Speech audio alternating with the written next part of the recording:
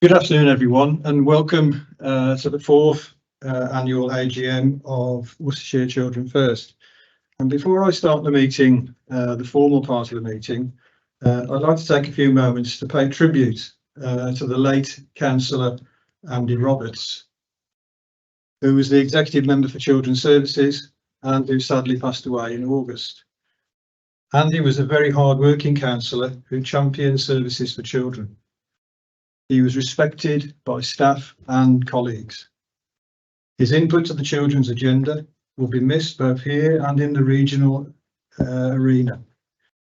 But we are all grateful that he saw Worcestershire Children First achieve good in the ILACS inspection. It only seems like yesterday when Andy and I stood in the council chamber and launched the company, but it was indeed 4 years ago.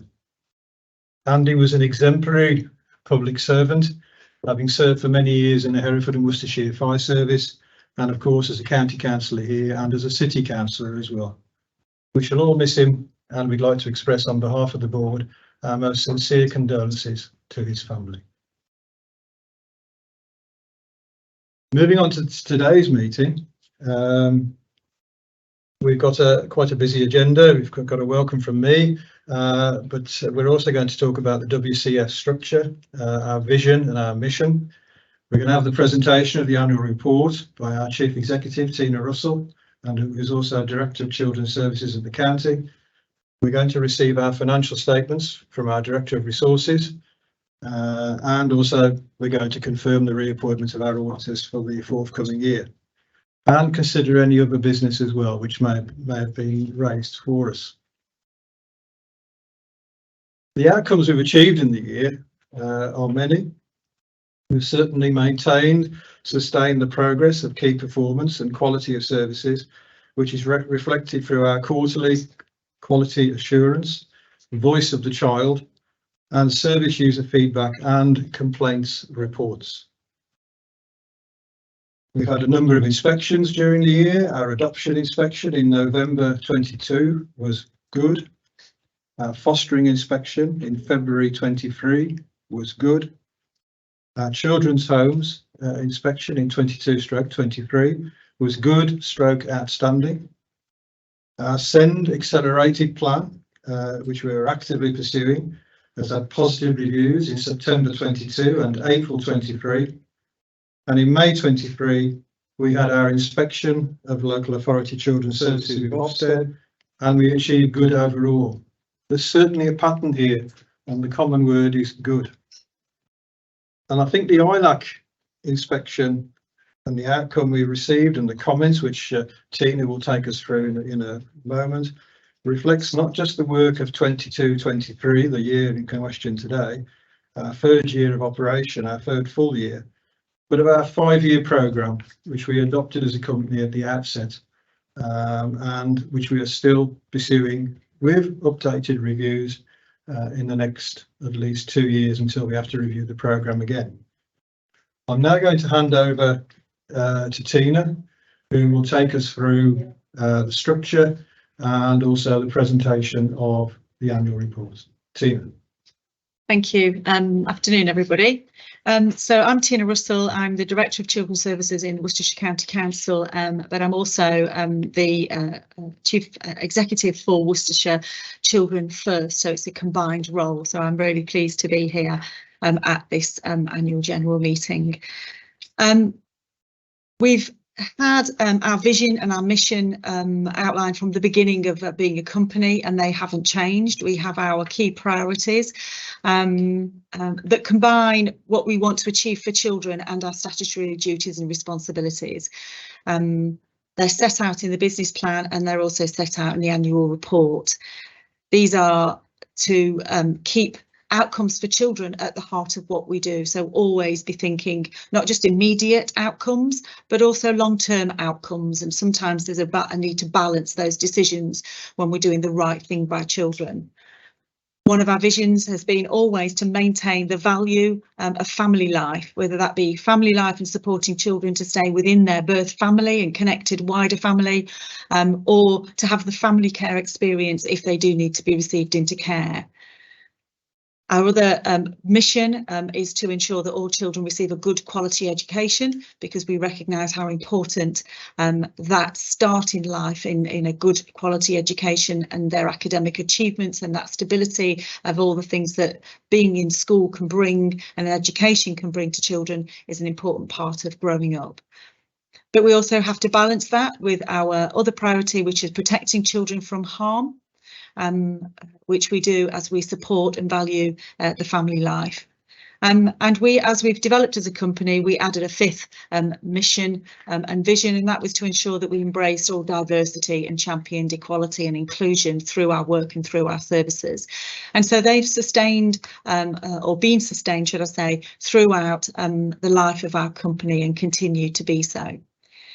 During this past year, children's safeguarding services and our all-age disability services, particularly in terms of SEND services, have experienced a continued rise in demand for support and for care and for protection for children and the families in Worcestershire. And it's been our mission to try and meet that demand and, as we've said, make sure that those children receive a positive outcome from the interventions and services that they receive through us.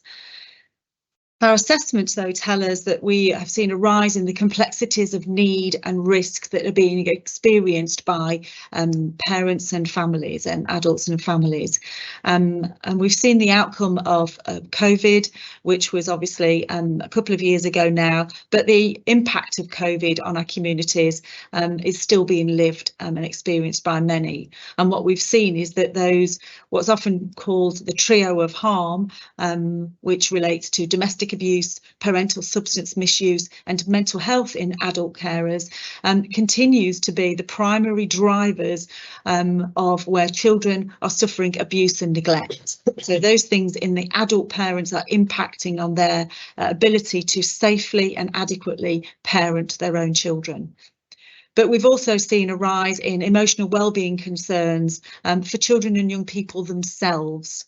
And these are the things that impact on the parents' skills and confidence to meet their own children's needs. So that mission and that value to try and support parents in the first instance to look after their own children well has never been more of a priority for us. We've also experienced this year that continued demand for assessments for children with education, health and care plans. Our demand for new EHCP requests for assessment are in line with England averages. They're slightly above what we've seen in the region, although there is quite a variation across the region, but our new demand is in line with that of England. But what we have seen in the detail behind some of those families is an increasing need for support to parents with children with autism. And that's something I'll refer to later as I take you through the presentation. So our approach, as I say, to support parents to care for their own children well and make sure we offer the support and the services that they need to care for their children and have that overall outcome that children in Worcestershire feel happy, they feel healthy and they feel safe. Is where we've make sure that we're delivering and driving our services. These are what drives the development and also the delivery. We wouldn't be able to deliver good quality services to anybody unless we had a good quality workforce.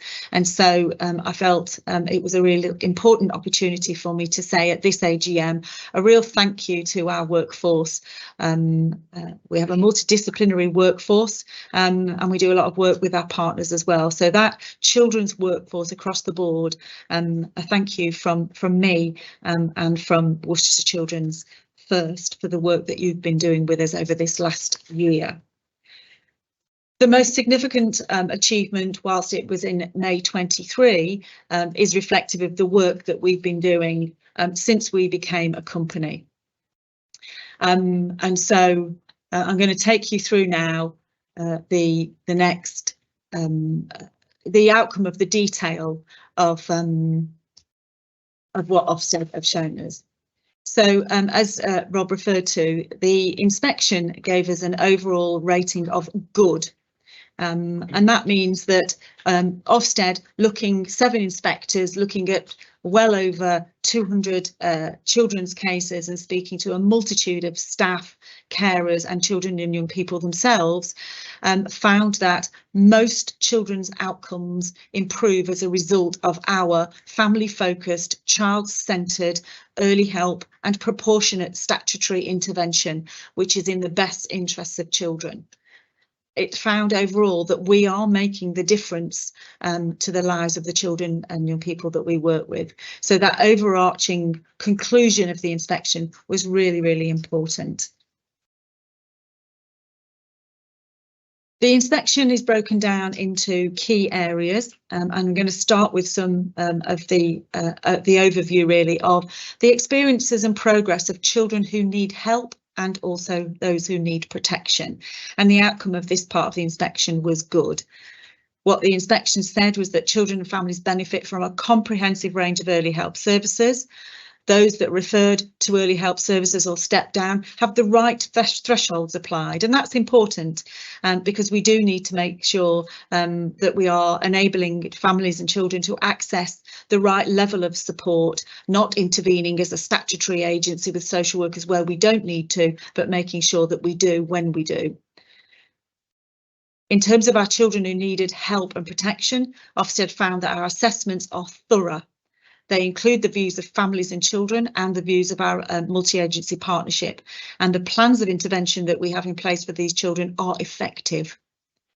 They noted for us that some children experienced some delay in early help assessments starting, but noted how we had been proactive in recognising that and ensuring that our own Worcestershire Children First early help workers remain in contact with those families whilst they're waiting for assessments to start, so that we can respond to a change in any needs or risks that are presenting themselves in those families. At our family front door, where we receive all our contacts and referrals, Ofsted said that they were dealt with in a timely way. And importantly for us, the gaining of consent is considered and it's only appropriately overridden where that's appropriate to do so. And that's important, and it goes back to what I was saying at the beginning about our valuing the parental contribution, supporting them in the first instance to care for their own children.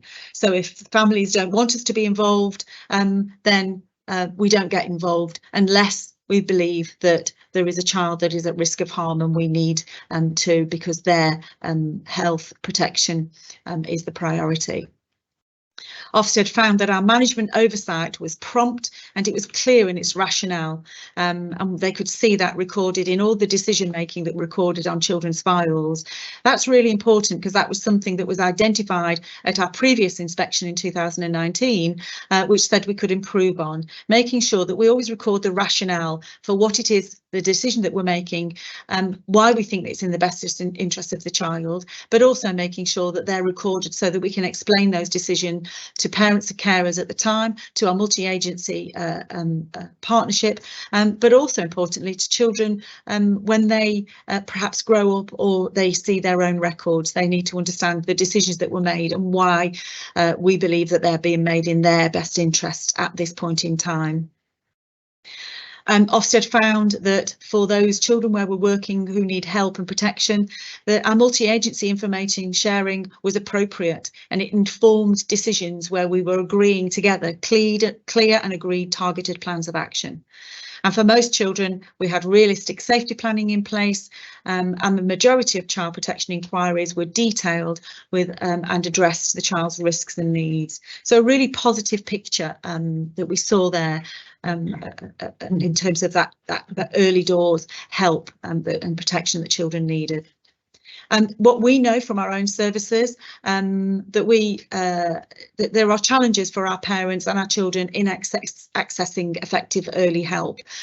We see that in the demand coming through with the more complexities, and when we talk to families about what support was available to them before, we know that there is some struggle sometimes with them being able to access early help that made the difference. So we're doing work with our partners to make sure that we understand the gaps, and that we make sure that we are targeting our services to those families that need it in a timely way, and also to those that need it most, so that we are preventing needs and harm and abuse escalating for children in their day-to-day life and lived experience. We continue with continuing with children who need help and protection.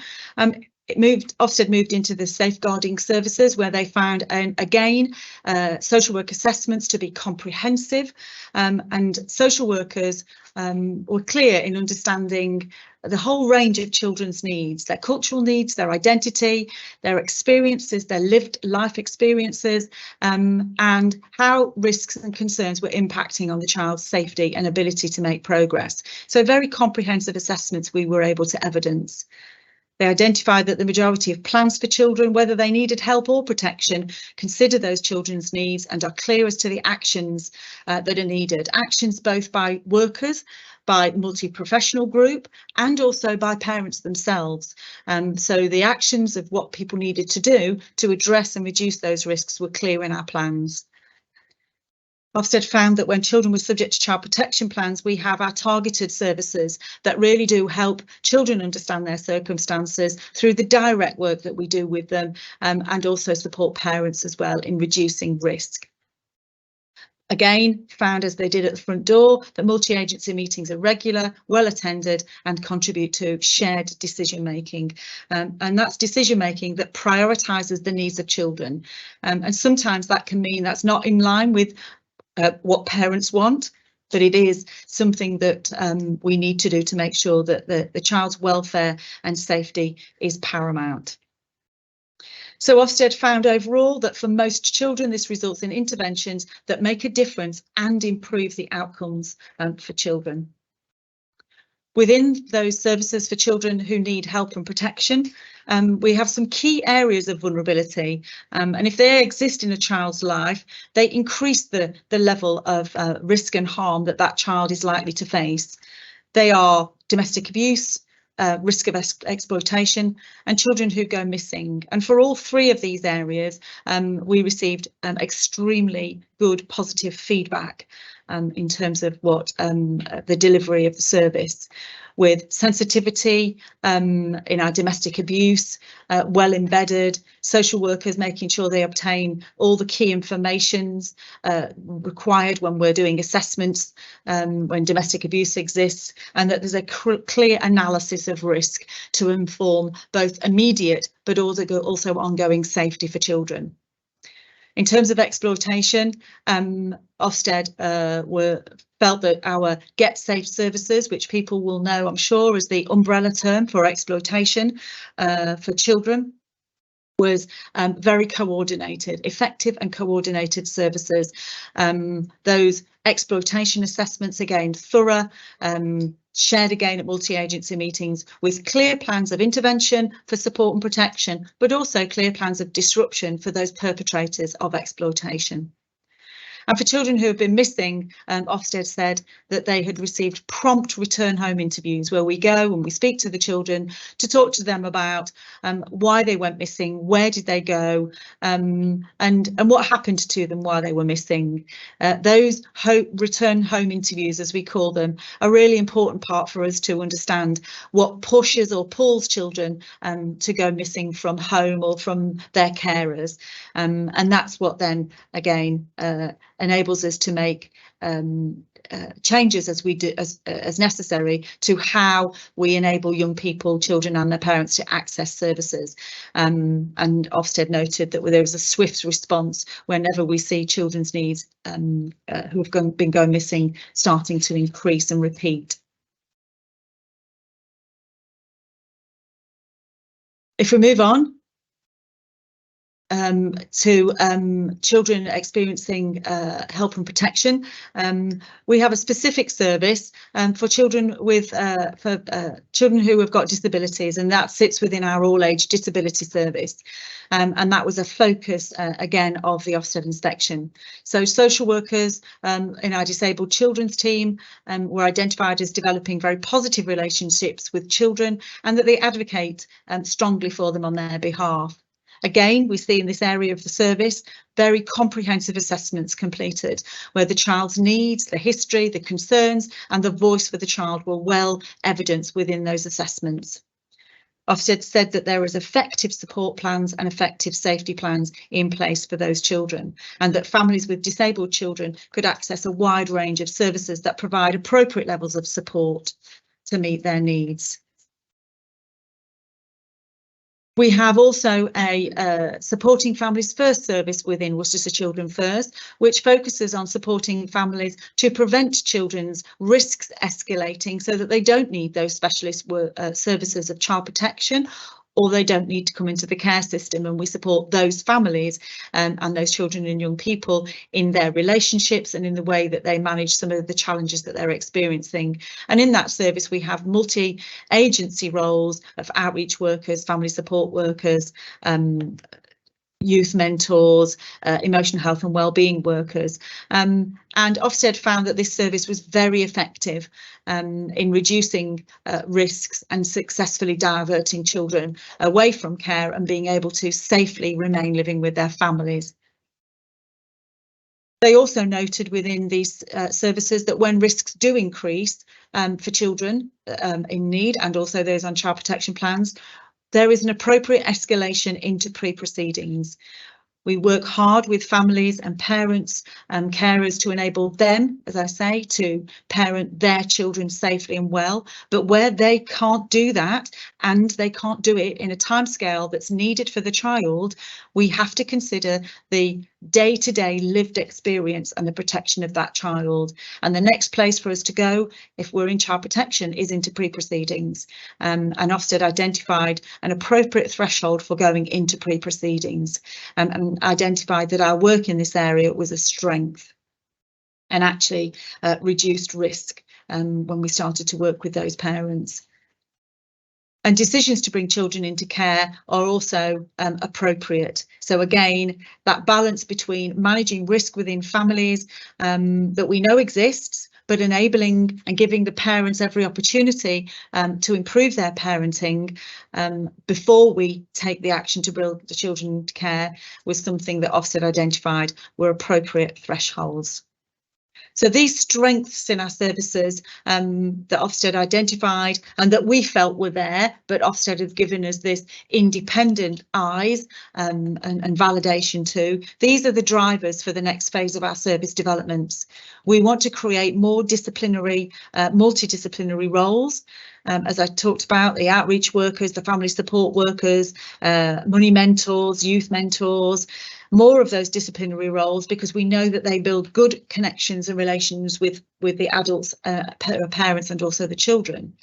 And we want to provide more of that so that we have greater support for children in need as they step down from their child protection plans, because we know that the child, when they step down from child protection, they need a continued period of support to really embed those positive changes that the parents have made. And as I said at the beginning, we have identified more families that need support where they've got children with autism, and those challenges in behaviour and experiences for those children with autism, particularly where they're waiting for an assessment to identify whether it is autism or whether there is some other issues impacting on the child's behaviour. Those families need additional support. And so part of our driver going forward is to look at how we can develop those support services, and those support services will include helping those families coordinate and access, whether it be specialist services if those children are assessed to have autism, or whether it be supported to coordinate and access universal support where they're not. If I move on to children in care, which was the second part of the inspection, this section identified an outcome of requires improvement to be good. So there were some areas for us here where Ofsted identified we needed to make some improvement, and really that largely related to our caseloads. We have high caseloads, and through this year we've had very high caseloads at times for our children in care teams. And we need to be able to keep the caseloads at a reasonable level for our social workers to do the job that they come to work to do every day. So we're having to look and make sure that that challenge that everybody's got in children's services around the gap in social workers, and particularly social workers that want to work in the field of children's services and child protection and care, that if we've got those gaps in services, how do we fill them to make sure those workers have got the levels of responsibility on their caseload that is manageable. That was the key area of challenge and concern that Ofsted noted for us to develop. But what they did identify to be good was that children had positive, trusting relationships with their social workers. Once children come into care, that good decisions are made to work towards achieving permanency for most children, and we do that in a timely way. That most children were living in settled, stable living arrangements, and that their carers understand and meet their needs well. We know for our own Worcestershire Children First fostering agency, that inspection that they had, which was a very detailed inspection of those services in 23, found the outcome to be good quality services. This particular inspection of the wider brief looked at all carers, and again that was a consistent finding that the carers, good quality carers, matched with children, and those carers really cared and understood and were able to meet the needs of their children well. Ofsted found that we support children to keep in touch with people that are important to them. So when we remove children from their birth families, we always look to make sure that where it's in the interest of the child, we keep those children in touch with those people. And we do that through our family time arrangements, and Ofsted found that we had very positive work and worked effectively to keep those children in touch with contact plans. Following thorough assessment, Ofsted said that following thorough assessment, children return home from being in care when there is progress in their parents' ability to care for them. So when a child is in care, we always make sure that we are looking always at what's happening in the lives of those parents. We do have to make permanency plans for children. We can't just consistently wait week after week, month after month, even year after year for parents to change their parenting abilities. So sometimes we will make permanency for long-term placements for children in care where they're matched. And when we do that, we always continue to make sure that we look at where there's changes. And we see that when children grow up and they get into those older years, 15, 16, 17, the level of care and what you need to look after them safely changes. And if that is coupled with a positive change in the parent's ability to parent somebody safely, sometimes we can match that very positively, and those children can be reassessed and safely returned home. Once those children return home, that's again a really important area of work that we look at, though, and that Ofsted found that we regularly continue to visit children. We don't just send them home and then have very little contact. We continue those visits and good plans in place to help those parents and those children sustain and to be the positive progress they've made and to continue to be safely parented. So in our overall, for children in care, Ofsted said that as a result, many children in care are making good progress, and that reflects what we try to do for our children and the families.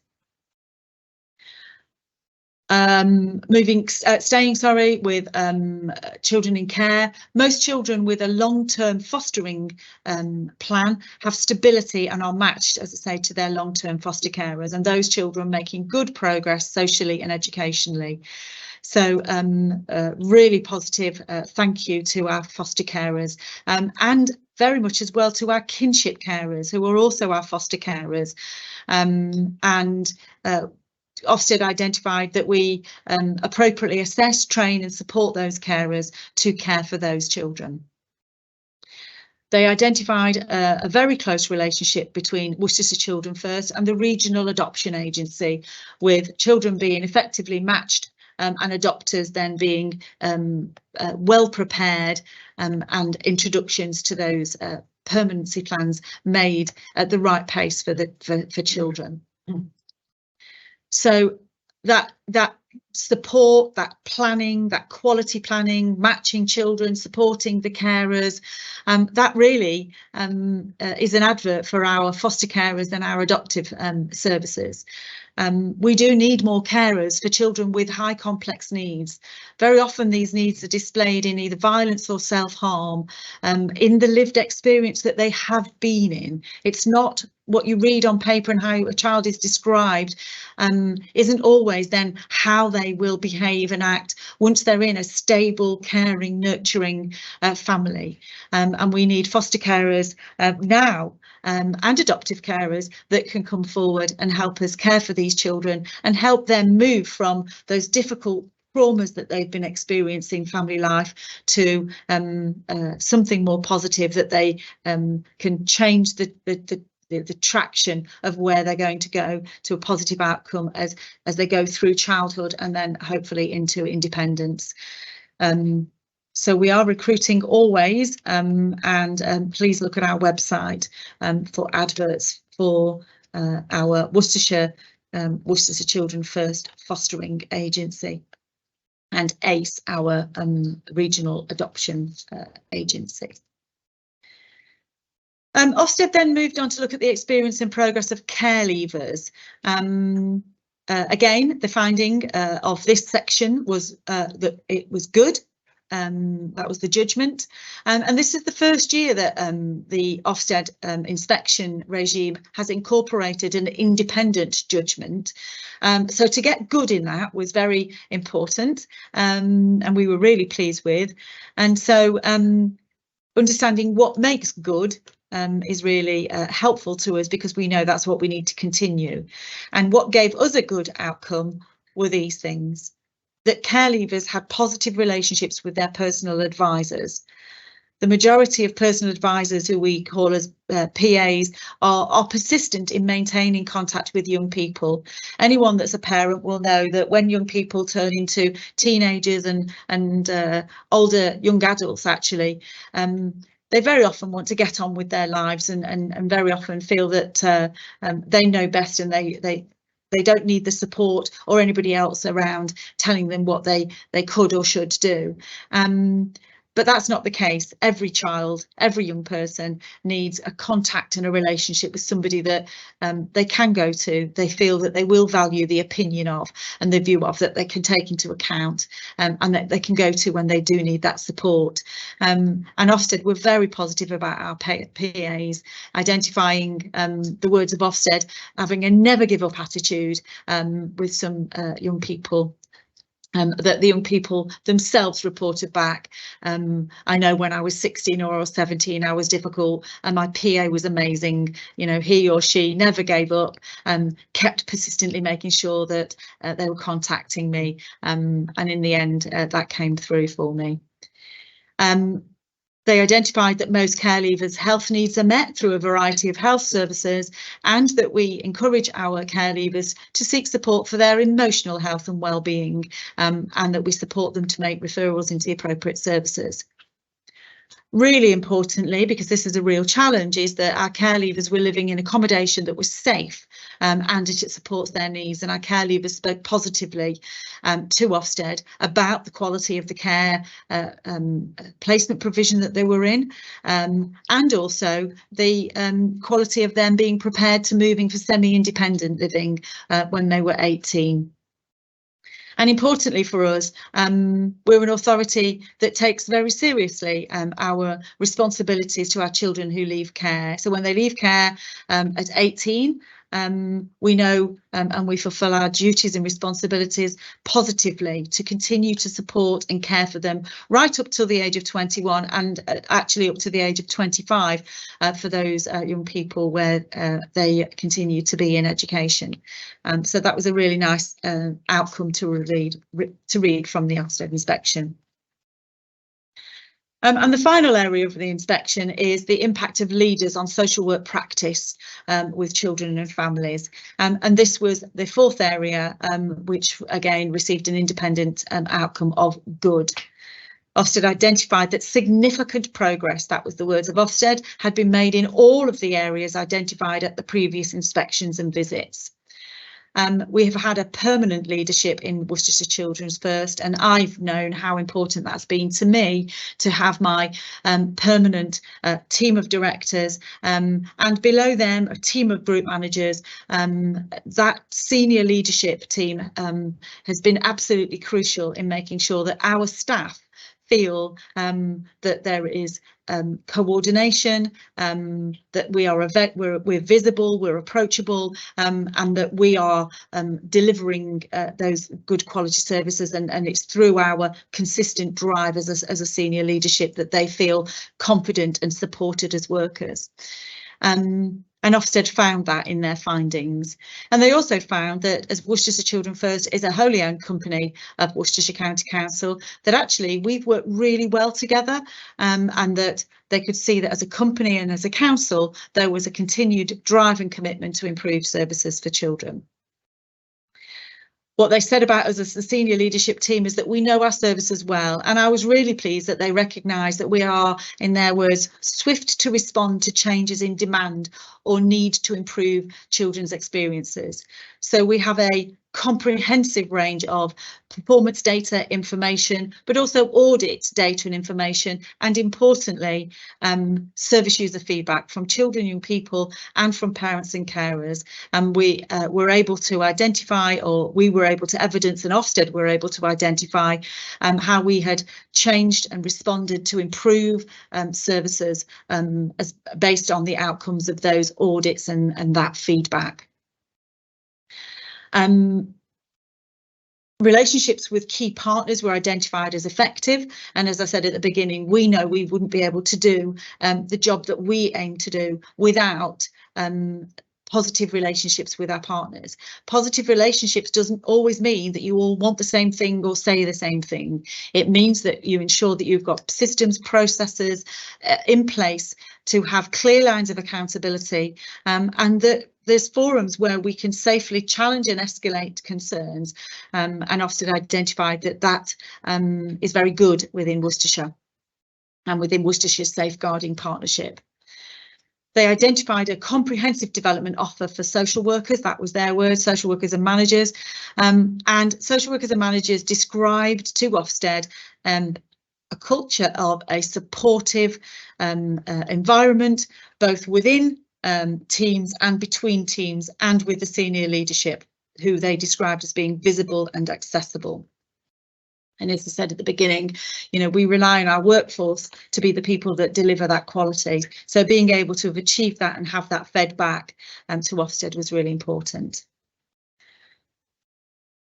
Continuing with the impact of leaders, we have, as I say, our audits, and our audits, they acknowledged in Ofsted, we're very much strengthened by the involvement of children's carers and parents, and through moderation.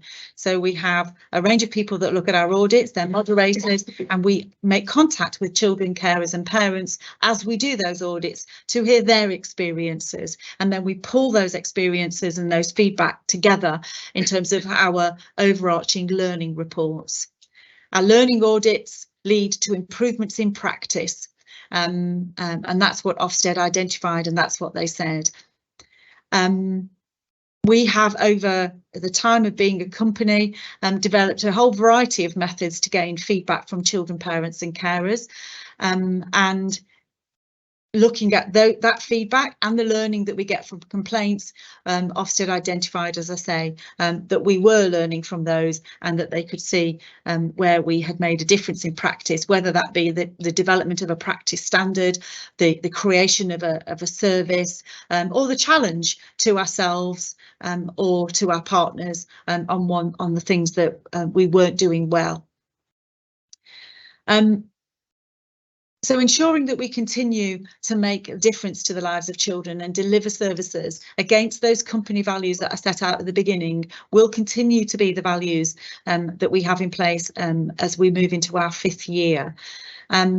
It's really important for us that we sustain the progress we've made, and as a management and leadership team, that's what we always talk about, and anybody that's read our business plans will read that we always put that at the beginning of our business plans to say, in sustaining the progress that we've already made is important. We don't just move on to the next thing, but the way that we work was given a real positive gold star in terms of being able to be acknowledged by Ofsted as good. And the way that we work in our social care safeguarding services is the way that we work across our whole company. So as well as sustaining the progress that we've been making and we've made, we need to continue that and that approach with our new challenges. And also be proactive in the development as we continue to learn from what we do. So people will know that we have an improvement programme in place with our SEND services. We're about 18 months into that as a fundamental improvement programme now. So that approach that we've had, Ofsted have identified works well, and that's the same approach that we've got in SEND services. And we've also got our all-age disability service, which we've had now in place for about a year, and that's the area of development that we want to really progress in this next year. And then, of course, we've got all the other areas of services with regards to our values around the quality of education for children and their outcomes in education. And again, we'll see that in the business plan as the priority, sustaining what we've done well, but looking at the new challenges. For example, attendance for children at school and inclusion being two real key priorities that are on our agenda to make sure we look at going forward. So the reason that I focused on the Ofsted inspection is because, as I said at the beginning, it really does summarise everything that we've done as a service and the approach that we have. So although that happened just after this past year, it was the culmination of everything that we've been doing throughout the year. So as the AGM now format, I'm going to hand over to our finance monitoring officer, Chris, to take you through our performance governance and contract monitoring. Thank you, Tina. So the first slide of this section focuses on governance. So this is the system of governance that we've had since the company was formed in 2019, and it's stood us in good stead to date. We obviously have monthly company board meetings, of which we obviously discuss a variety of things, including performance indicators, business plan progress, financial performance. We also have our risk governance and audit board, which meets at minimum twice a year, and that will in particular focus on the budget, internal audit and external audit findings as well. In addition to that, obviously, as a company which delivers council services, we feed into the public-facing scrutiny panels into the council, into the children and families, and obviously the political process there as well. And of course, we have our processes and our performance is measured externally, as we just heard at length, in terms of the Ofsted and other inspections and regulatory body inspections, as well as our internal and external audits. Our annual audit report for WCF from our external auditors highlighted, I think has been mentioned already, very positive cooperation between the council and the company in terms of the way we work and the way in which we particularly approach risk. And we continue to meet with the council, obviously regularly through the mechanisms I've described, to review performance, finance and success and challenges across the whole of our business. We really do rely on that positive relationship with the council in terms of good governance of the company, and it's really key that continues, and that is across all levels of the organisation. The Ofsted report that we've heard feedback on earlier in this presentation talked about the engagements at the leadership level. It's really key for the company to work correctly, that actually at all levels of the company as well. So the financial statements 22-23, we do have to complete our own financial statements as we are a separate legal entity to the county council, even though we are 100% owned, and obviously we prepare them under FRS 102 and in compliance with the Companies Act. We do have our financial statements that go up to the end of March 2023. The reason for that is we had an initial 6-month period when the company was set up in October 2019. Our company year-end date is to tie in with the council's year-end date, which is deemed appropriate in terms of the group accounts. The final audit has taken place, started throughout summer 2023. Grant Thornton are our external auditors, and we'll discuss more of those in a moment. Since the completion of these slides for the AGM presentation, I'm pleased to announce that as of last Friday, we have had our final sign-off now from our external auditors. We do have the unqualified opinion which we anticipated, which means a clean bill of health, and all our figures have been independently verified. Myself as Interim Director of Resource and the Chief Exec were delegated authority by the board in July for final sign-off of those, and now that they are signed off, they have been uploaded onto our website and they'll be sent off to Companies House. So we are a really good audit opinion. A few minor things for us to work on, as there always are in terms of recommendations, but you know, our figures are robust, our assumptions are robust, and we are fully compliant as far as the external audit is concerned. The summary of the financial statements, which are available on our website, turnover for the company last year was 150 million, the vast majority of which you can see there is from WCC, Worcestershire County Council, and obviously that includes maintained schools which might buy back some of our traded services. The remainder would be the non-maintained schools that buy back some of our traded services, so academies, etc. in Worcestershire. Our expenditure was also 150 million, and we made a small surplus of £1. Which is not a marvellous coincidence. What this speaks to is that during the year, obviously, as with any demand-led service, we have experienced pressures in 22-23, and because of our positive working relationship with the council, we are able to effectively manage mitigations against those pressures by drawing down additional reserves held in the council for that purpose, risk purposes during the year. So again, it speaks to that really strong relationship we have with the council, those discussions and that planning for meeting our demand that goes so smoothly and results in this year-end outturn. We do buy back support services from the council as well, which total just over under 7.5 million in last financial year, and that's things like IT support, finance transactional support, HR support, legal advice. So as I said, it's really important that for all levels of the company that the relationship is very healthy. Our cash position at the end of the year is deemed healthy. It's not moved too much from the prior year, and our accounts are ultimately consolidated into the county council's group financial statements, as we are a wholly owned entity.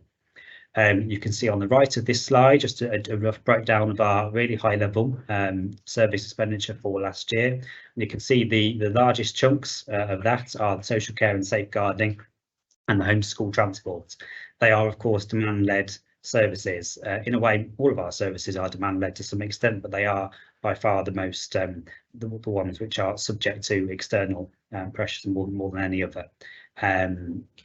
So you can see that the proportion of the company budget which is made up of those demand-led services, and again, it's really key with services that can be that volatile that we have a good relationship and good budget planning with the county council.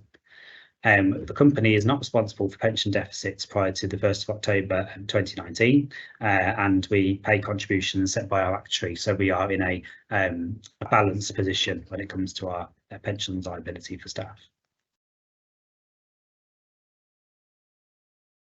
Okay.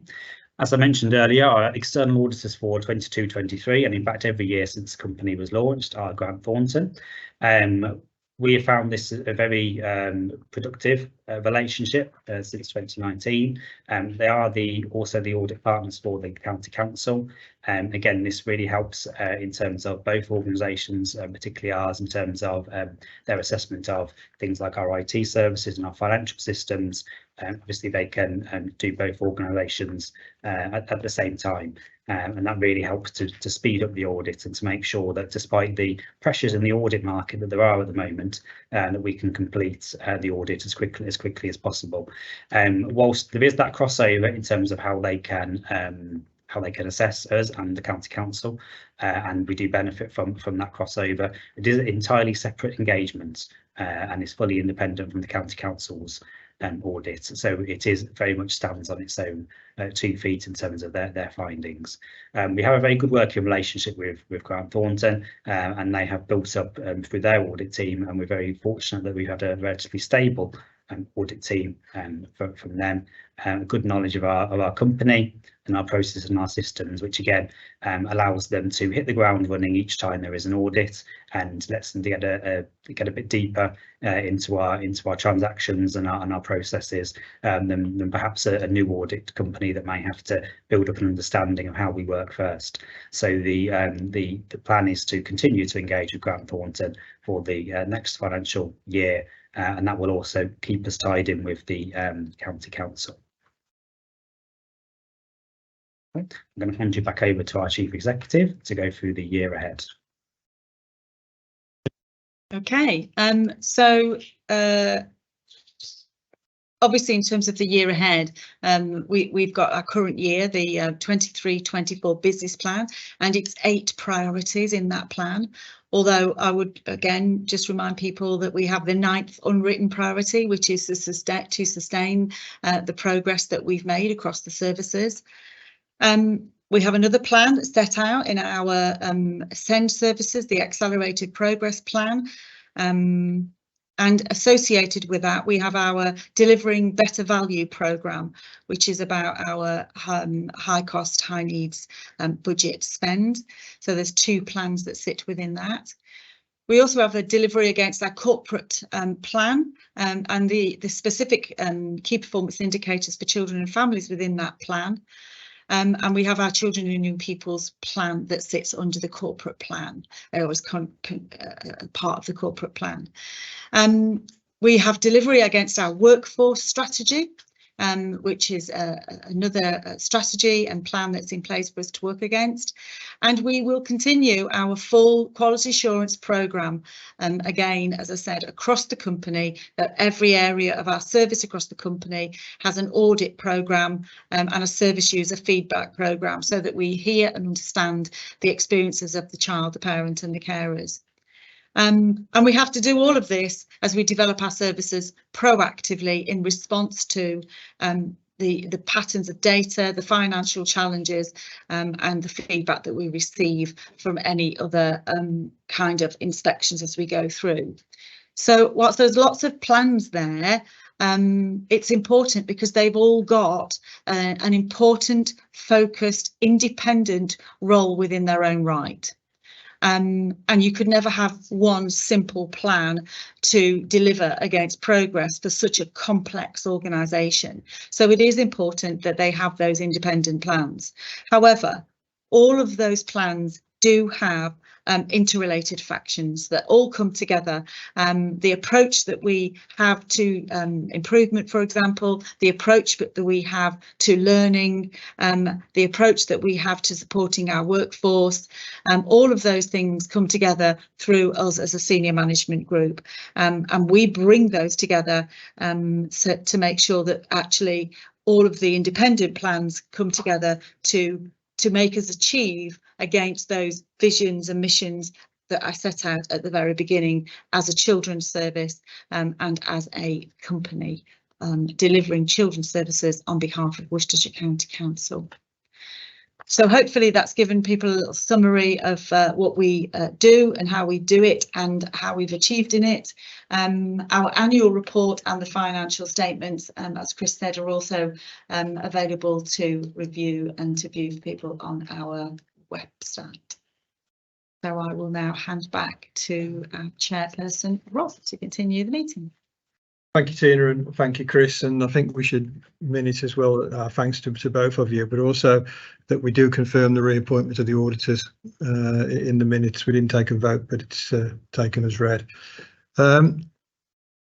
The last item today is to consider any other competent business. No business has been identified to me, so we don't need to consider that. However, I would like to take this opportunity at this point to thank the board and the council for their continued support and commitment to our mission, and all the staff That's from the chief executive down to all the frontline staff for their hard work and achievements in what's been another challenging year in assisting the company deliver the business plan. We've got the overarching business plan, notwithstanding Tina has quite rightly said about all the other component plans as well. We're quite a plan-driven business in a sense, but without those plans, we wouldn't have made the progress that we have. So I think it's quite right at this meeting that we thank everybody and record our thanks in achieving a really good outcome for the year. And of course, the most important thing, achieving the rating of good in the ILACS inspection, as well as all the other inspections we had en route as well.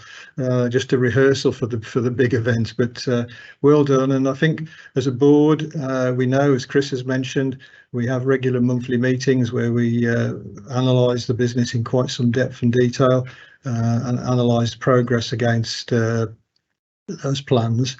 I think I think give you all our best wishes for another busy year, as you've outlined, Tina, in your last slide. It's relenting. There's never any stopping, and I think the best advice I ever had in my career was that when you think you need to stop doing change management, that's the time to stop worrying, because that's the time it's going to go wrong. And I think it's continual change and continual change for the better. So thanks very much indeed. There being no other business, I'd like to close the meeting, the AGM, at 2:56 p.m. and thank everybody here today for their attendance. Thank you.